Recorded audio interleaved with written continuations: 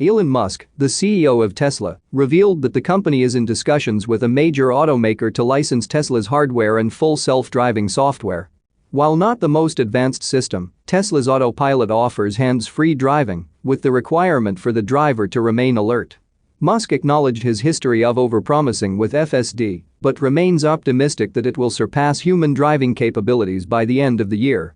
Despite no plans to reduce the $15,000 price tag for FSD, Musk announced a one-time amnesty allowing customers who bought FSD in the past 7 years but never used it to transfer the software package to a new car if they order before September's end. Musk also discussed the upcoming introduction of Robotaxis, driven by autonomy, and Tesla's revolutionary plans for manufacturing self-driving vehicles using Optimus AI robots. He aims to make FSD 10 times safer than human driving and ultimately achieve a system 100 times better through AI and Tesla's supercomputer, Dojo.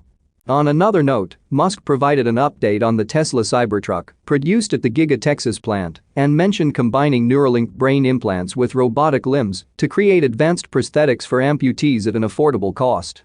Regarding financials, Tesla reported impressive Q2 earnings, with a net income of $2.7 billion and $24.9 billion in revenue, driven by a significant jump in vehicle deliveries.